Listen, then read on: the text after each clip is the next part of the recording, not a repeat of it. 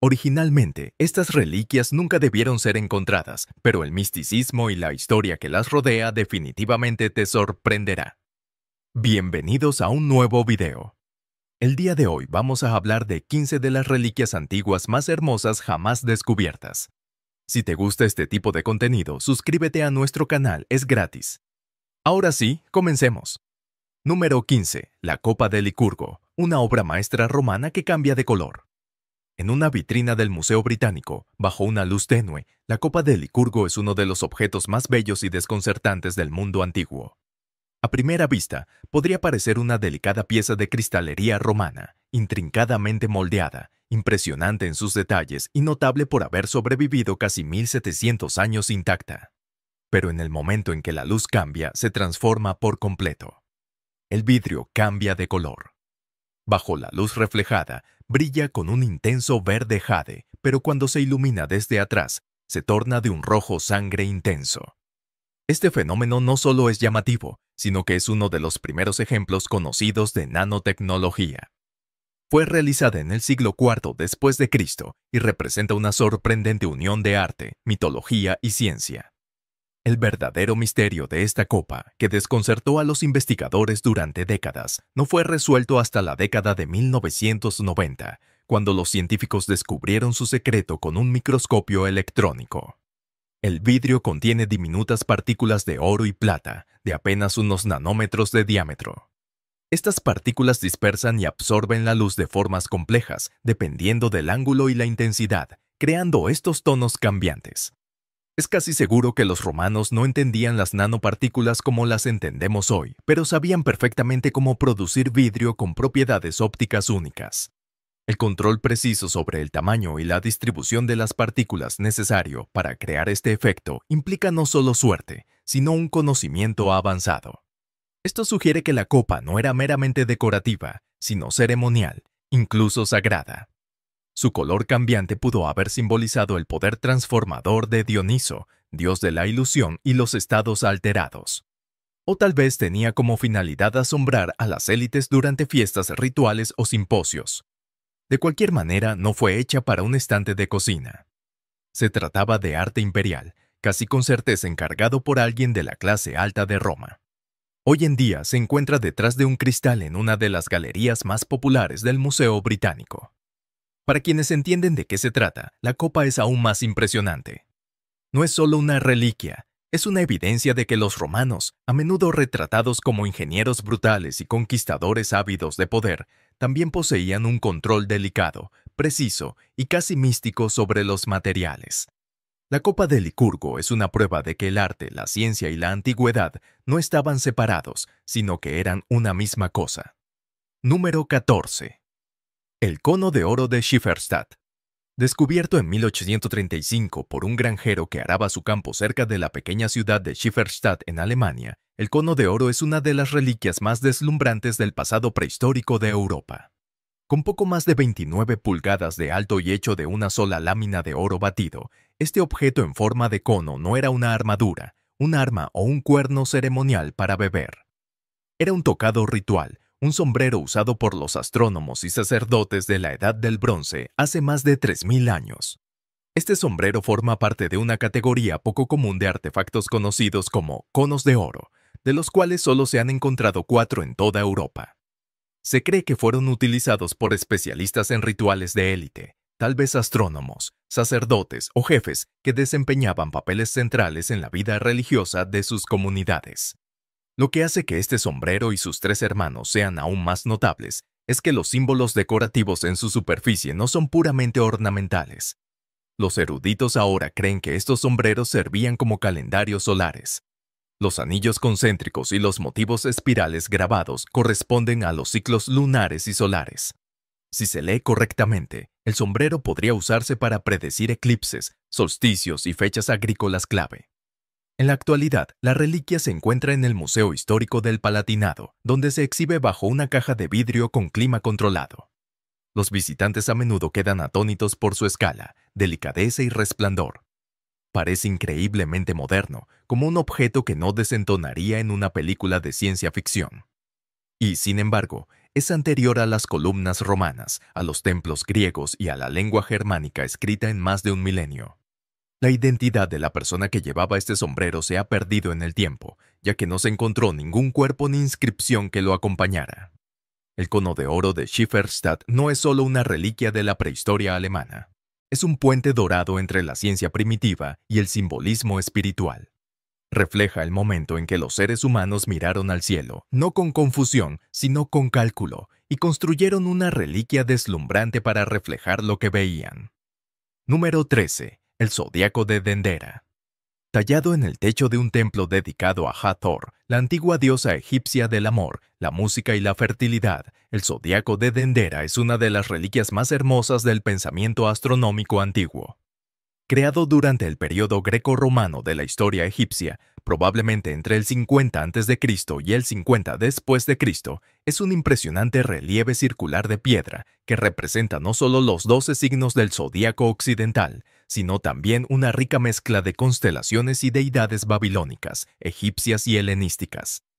Único entre los artefactos egipcios, representa una sorprendente fusión de culturas y visiones del mundo, todo ello representado con extraordinario detalle. Originalmente estaba instalado en el techo de una capilla dentro del templo de Hathor en Dendera, ubicado en la orilla oeste del Nilo. A diferencia del resto de la arquitectura del templo, a menudo rígida y tradicional, el panel del zodíaco era circular, complejo y poco convencional. En el corazón del zodíaco hay una representación del polo norte del cielo como un punto pivote celestial, del que las figuras se expanden en espiral. Los 12 signos del zodíaco, deidades planetarias que viajan en barcos celestiales y criaturas mitológicas de las tradiciones mesopotámicas y griegas. A su alrededor se encuentran constelaciones familiares, incluso para los astrónomos modernos, como la Osa Mayor, Orión y Can Mayor. Lo que es cierto es que el zodíaco era matemáticamente sofisticado. La disposición de las estrellas y los planetas muestra conocimiento de la precesión de los equinoccios, los ciclos lunares y los movimientos de Mercurio y Venus. Sus creadores no se limitaron a copiar tradiciones, sino que sintetizaron el conocimiento de 3 civilizaciones en una única imagen del orden celestial. El nivel de detalle sugiere un maestro escultor que trabajaba a partir de planos cosmológicos precisos, probablemente asesorado por sacerdotes y astrónomos que entendían el cielo no solo religiosamente, sino también científicamente. El zodíaco fue retirado del templo por ingenieros franceses en 1820 y transportado a Francia, donde ahora se encuentra en el Louvre. Su eliminación provocó una gran controversia y los defensores del patrimonio cultural han pedido su devolución. Sin embargo, incluso en el exilio, el zodíaco continúa inspirando. Fue tema de un libro y un tratado científico del siglo XIX y desafió a los académicos a reevaluar lo que creían saber sobre la astronomía egipcia. The Identity en Dioses ha sido reconocido no solo como una reliquia egipcia, sino como un artefacto cosmológico global, un ejemplo de cómo los humanos hace miles de años buscaron lograr la armonía entre la tierra y el cielo. El zodíaco de Dendera es hermoso no porque brille o reluzca, sino porque unifica el conocimiento y el mito. Está tallado en piedra por personas que creían que comprender las estrellas podría acercarlos a lo divino. Número 12. La alfombra de Pazyryk. Enterrada bajo capas de hielo en la tumba de un príncipe en lo alto de las montañas de Altai en Siberia, una brillante alfombra roja y dorada yacía congelada en el tiempo durante más de 2000 años. Descubierta en 1949 por el arqueólogo ruso Sergei Rudenko, se considera que esta alfombra es la más antigua del mundo. Está datada en torno al siglo V a.C. y es más que un simple textil raro. Es un vibrante registro tejido a mano de artesanía, cultura y comercio. Fue encontrada en una cámara funeraria congelada y conservada en condiciones casi perfectas gracias al permafrost. Esta alfombra mide aproximadamente 6.5 pies cuadrados, 2 metros, y está tejida con un nivel de precisión técnica que asombró a los arqueólogos. Contiene más de 1.2 millones de nudos, con un promedio de más de 360 nudos por pulgada cuadrada, lo que sugiere una tradición de tejido muy avanzada mucho antes de que la industria de las alfombras persas hubiera comenzado. El diseño es simétrico y vívido, con un borde central lleno de grifos y ciervos, seguido de una banda exterior más grande que representa una procesión de jinetes y guerreros de montaña. Entre estos bordes hay motivos florales y un patrón tipo roseta en rojos profundos, dorados y marrones. A pesar de los orígenes de la tumba, muchos estudiosos creen que la alfombra pudo haber sido hecha por artesanos persas o armenios, dadas sus técnicas de tejido y estilos decorativos. El significado cultural de esta alfombra se extiende más allá de la estética. Proporciona una ventana a las rutas comerciales y a los intercambios culturales en la región euroasiática, un lugar donde se mezclaban influencias griegas, persas, siberianas y de Asia Central. Los guerreros representados en la alfombra llevan ropas similares a las descritas por Heródoto en sus historias de los escitas, y sus armas, postura y caballos revelan información sobre sus tradiciones militares. Hoy en día, la alfombra de Pazyryk se encuentra en el Museo del Hermitage en San Petersburgo, donde atrae a los espectadores no solo por el color y el diseño, sino por la historia que cuenta sobre el ingenio humano.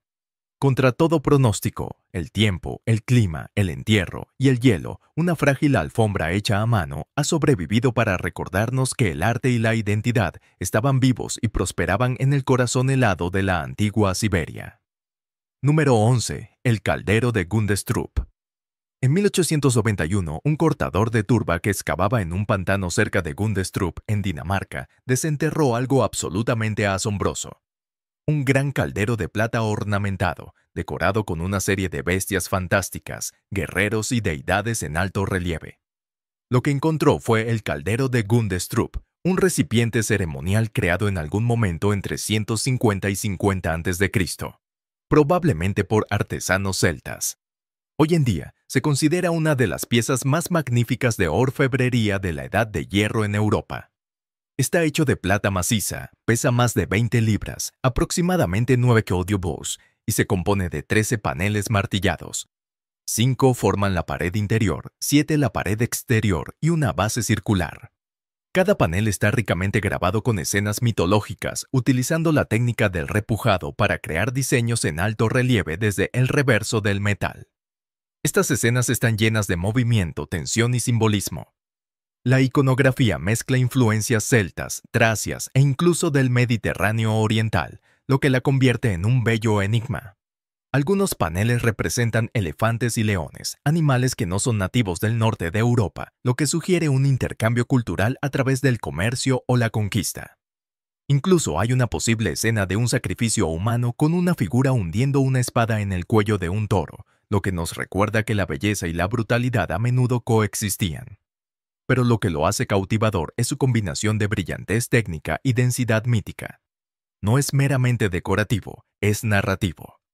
Cada panel cuenta una historia y en conjunto ofrecen un mito visual de una civilización que dejó pocos registros escritos, pero una rica tradición oral. En la actualidad, el caldero se conserva en el Museo Nacional de Dinamarca en Copenhague, donde se exhibe en una vitrina que permite a los espectadores caminar a su alrededor e inspeccionar cada centímetro de su superficie. Es un imán tanto para académicos como para visitantes ocasionales. Nos invita a ver a los celtas no como bárbaros, sino como artesanos y pensadores sofisticados, capaces de imaginar mundos complejos donde dioses, animales y humanos se entrelazaban. Número 10. La máscara de Huarca. En las ruinas de una de las primeras ciudades auténticas del mundo, enterrada bajo las arenas de Mesopotamia, los arqueólogos descubrieron una reliquia tan inquietante que cautivó instantáneamente al mundo de la antigüedad. El artefacto conocido como la máscara de Huarca o la dama de Uruk es ampliamente considerado como la representación naturalista más antigua conocida de un rostro humano en una escultura. Data aproximadamente del año 3100 a.C. y fue encontrado en lo que hoy es el sur de Irak, en la antigua ciudad de Uruk, la cuna de la civilización misma. Realizada en mármol blanco tallado con precisión y sutil emoción, la máscara es un fragmento raro de una época en la que las ciudades, la escritura y el arte monumental apenas comenzaban. Es de tamaño natural, mide aproximadamente 20 centímetros de altura y representa el rostro de una mujer, sereno, simétrico y sorprendentemente moderno en sus proporciones.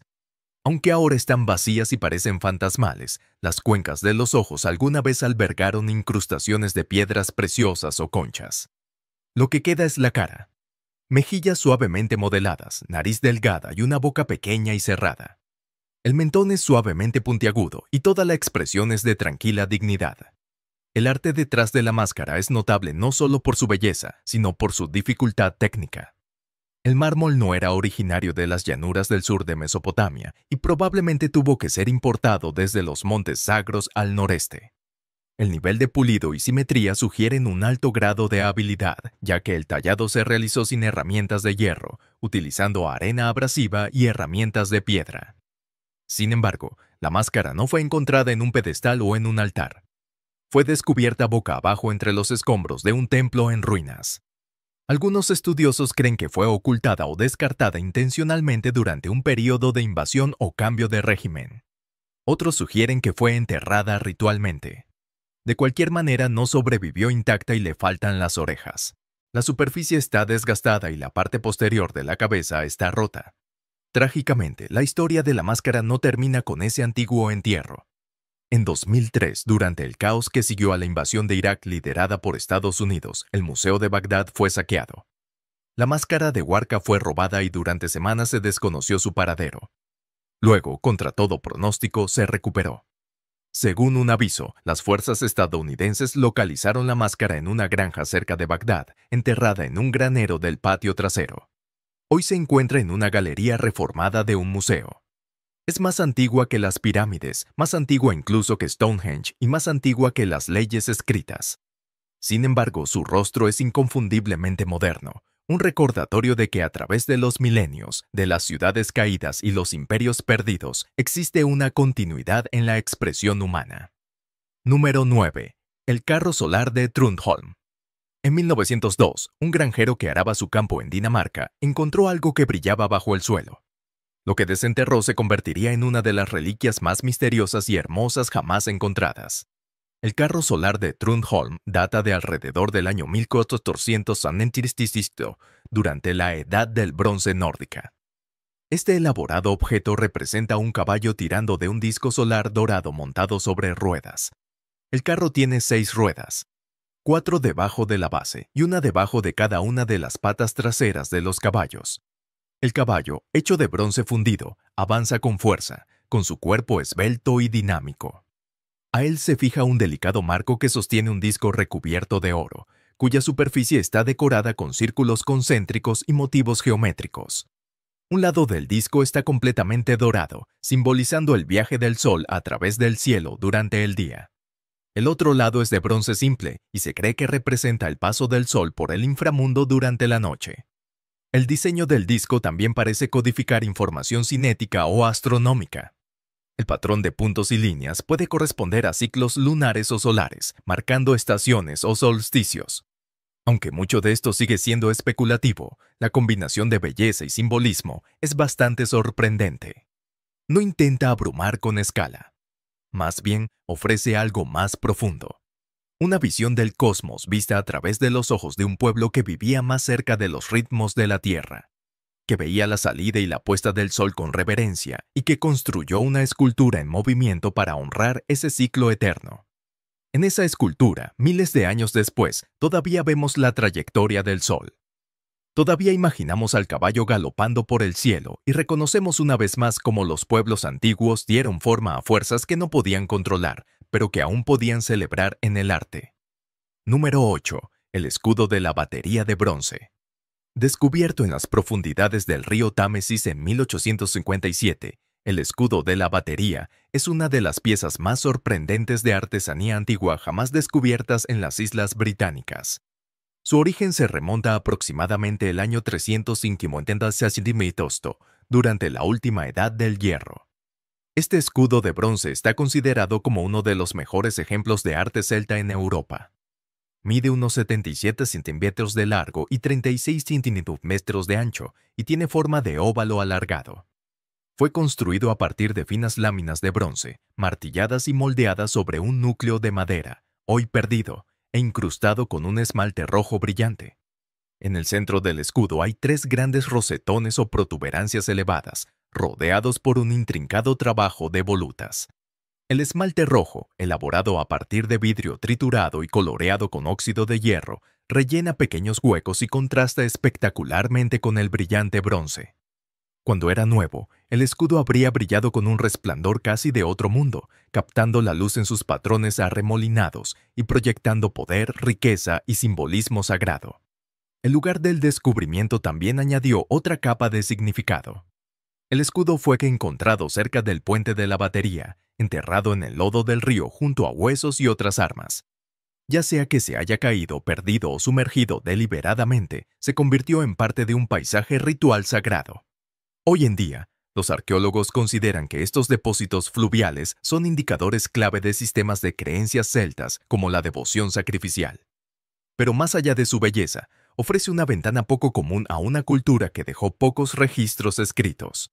Los celtas de la Edad del Hierro de Gran Bretaña no construyeron pirámides ni escribieron crónicas.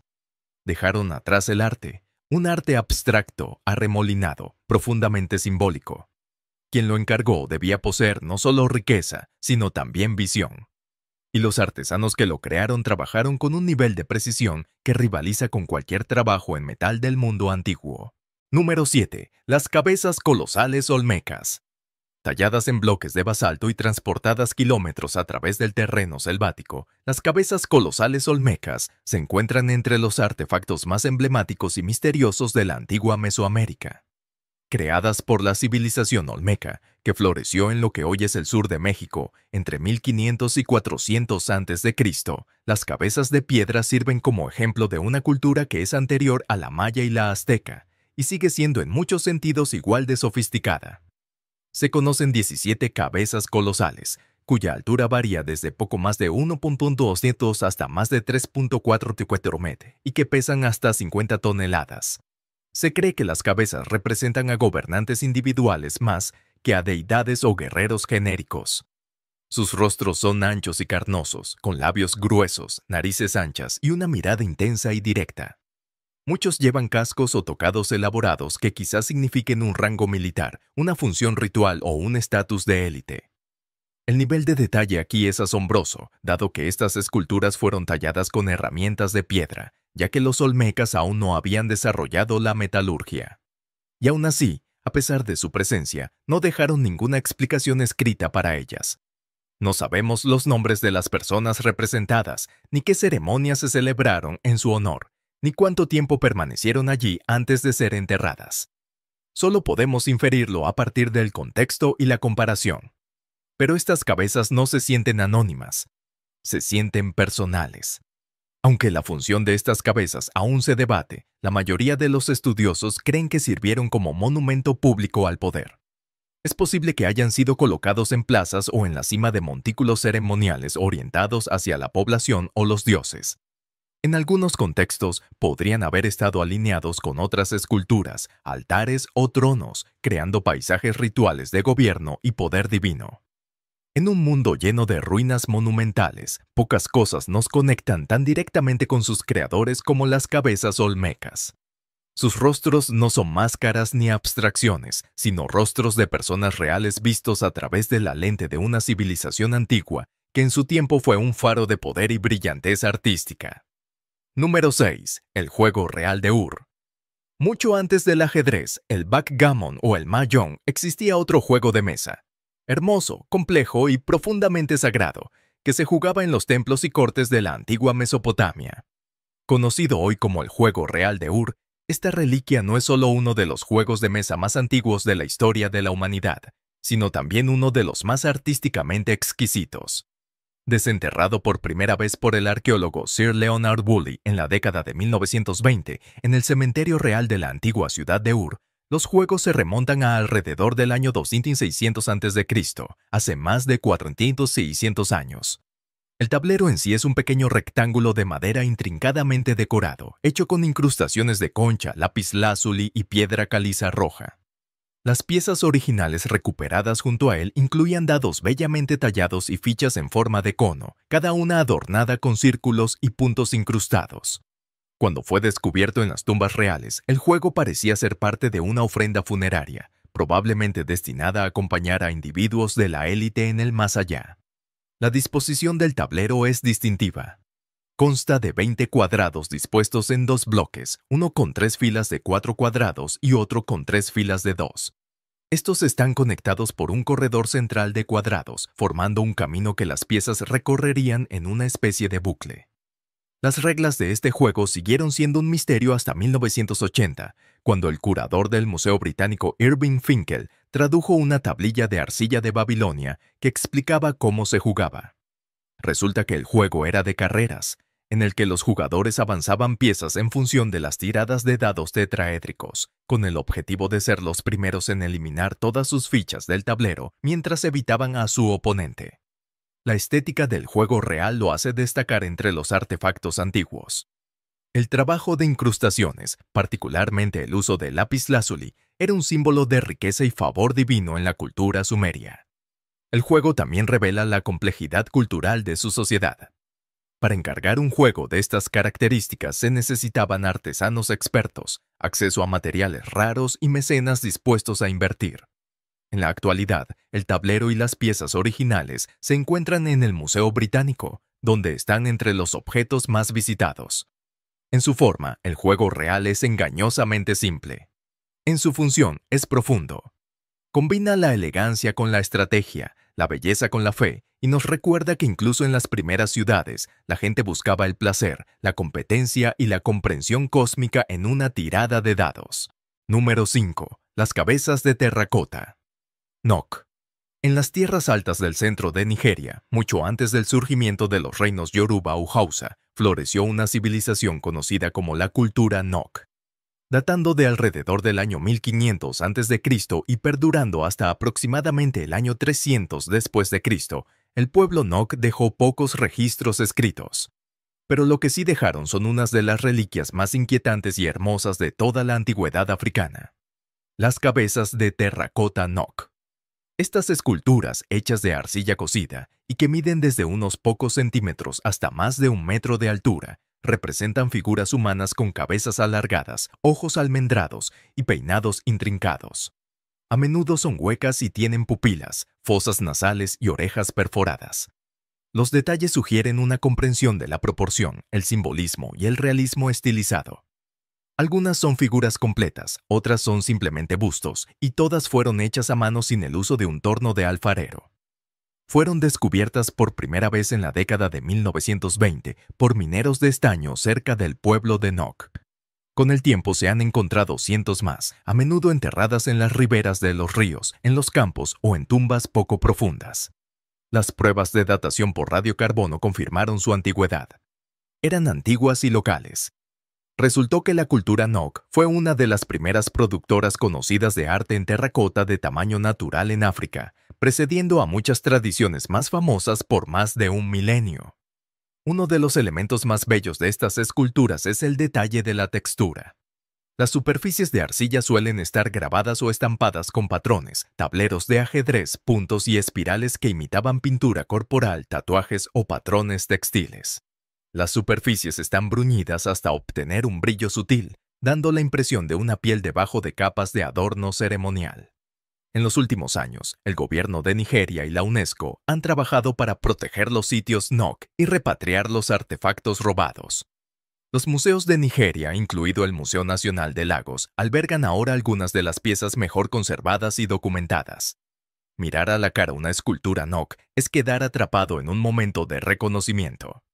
La mirada es antigua pero familiar. El medio es humilde, pero el mensaje es perdurable. Mucho antes de que África fuera delimitada por las fronteras modernas, albergó poderosas tradiciones artísticas que moldearon la identidad de sus pueblos. Su belleza es innegable. En cada curva de pómulo, en cada marca de cabello, en cada cuenca del ojo, hay una voz, silenciosa pero inconfundible, que dice: estamos aquí, creamos y recordamos. Y en ese mensaje, estas reliquias han logrado algo verdaderamente atemporal. Número 4. El pectoral de oro de Tolstaya Mogila. En 1971, un equipo de arqueólogos ucranianos que excavaba un túmulo funerario en una región del sur de Ucrania hizo un descubrimiento que redefiniría lo que el mundo creía saber sobre los antiguos escitas. Del centro de la necrópolis de Tolstaya Mogila, un túmulo funerario real que data del siglo IV a.C., surgió uno de los ejemplos más espectaculares de orfebrería antigua jamás descubierto, el pectoral dorado. Con un peso de más de 1.22 kg, casi 3 libras, y hecho de oro de 24 quilates, este pectoral no es solo una maravilla técnica, es una vívida narrativa esculpida que captura la visión del mundo de una civilización perdida. Fue encontrado en la cámara funeraria de, posiblemente, un rey, junto a armas, armaduras y restos de caballos sacrificados y sus asistentes. Pero nada en la tumba rivalizaba con el pectoral en belleza o complejidad. Medía casi 12 pulgadas, unos 30 ptps de diámetro. Las piezas formaban 3 bandas concéntricas de relieves intrincados, cada una llena de figuras humanas, animales y plantas, escenas que se leen como un poema épico dorado. La banda superior representa la vida cotidiana. Artesanos serrando caballos y forjando armas, pastores cuidando sus rebaños. Las figuras son delicadas pero musculosas. Sus expresiones están llenas de concentración y movimiento. La banda central presenta el mundo natural en equilibrio. Los caballos galopan junto a los ciervos, los pájaros picotean las bayas y las flores brotan de las enredaderas. Es probable que estas escenas simbolicen la fertilidad, la prosperidad y el orden armonioso del mundo. Los eruditos creen que reflejan la reverencia nómada de los escitas por la naturaleza y la creencia de que los espíritus animales estaban entrelazados con el destino humano. La banda inferior se vuelve un poco mítica. Grifos, ciervos con garras, bestias aladas enredadas con serpientes e híbridos monstruosos desgarran el oro. Estos no son monstruos al azar. Se basan en un mito indoario compartido, que combina motivos de fuentes persas, griegas y de Asia Central. Pero lo que hace que todo sea extraordinario es la artesanía. Cada banda fue fundida por separado y luego unida con costuras casi invisibles. El oro fue martillado, grabado, cincelado e incrustado. Aquí se utilizan técnicas de filigrana y granulación que a menudo se consideran exclusivas de los griegos o los etruscos. A pesar de estar enterrado durante más de 2000 años, el oro permanece brillante, intacto y estructuralmente sólido. Es más que un simple adorno. Es filosofía en metal. Es un objeto que comprime su visión de la vida, la naturaleza y el cosmos en un único icono portátil. Nos recuerda que las culturas nómadas no eran solo jinetes con flechas, sino poetas, pensadores y artesanos que entendían el mundo tan profundamente como sus contemporáneos más urbanos. Y a través de este brillante círculo de oro, su visión todavía irradia hoy. Número 3. El carnero y el matorral. En la década de 1920, durante una de las expediciones más emblemáticas de la historia, el arqueólogo británico Sir Leonard Woolley desenterró un par de estatuas del cementerio real de Ur, enterradas en las tumbas de la realeza sumeria, que datan de alrededor de 2600 a.C. Estas estatuas, cada una de las cuales representa una cabra o un carnero que se levanta para mordisquear un árbol en flor, cautivaron al mundo. Woolley les puso el famoso nombre de El carnero y el matorral, inspirado en la historia bíblica de Abraham. Pero no eran animales de sacrificio. Eran íconos de vida, fertilidad y poder sagrado, elaborados con oro, lapislázuli, concha, plata, cobre y bitumen. Solo se encontraron 2 ejemplares, colocados en un par dentro de la cámara funeraria de una mujer real. Algunos eruditos creen que sirvieron como soporte para un cuenco ceremonial o que alguna vez fueron parte de un gran altar. Otros los interpretan como estatuas independientes. De cualquier manera, los materiales por sí solos indican un estatus extraordinario. Simbólicamente, el carnero y el matorral resuenan en la iconografía del antiguo Cercano Oriente. La cabra y el árbol son motivos comunes vinculados a la fertilidad, la provisión divina y el equilibrio cósmico. Pero lo que las hace realmente bellas, más allá de la brillantez técnica, es la síntesis de material y mito. El oro representa la luz divina. El lapislázuli representa los cielos, la plata representa la luna y el bitumen utilizado para unir las piezas proviene de la tierra. La cabra los conecta a todos, un animal entre los reinos que se extiende hacia arriba mientras está enraizado abajo. Cada vez que un espectador se sitúa ante estas antiguas cabras, que aún siguen en pie después de 4600 años, no solo ve una reliquia, sino una metáfora. Vida que trepa, belleza que perdura. Una civilización que supo dorar sus mitos y enraizar sus aspiraciones en el mundo que podía moldear. Número 1. El disco celeste de Nebra.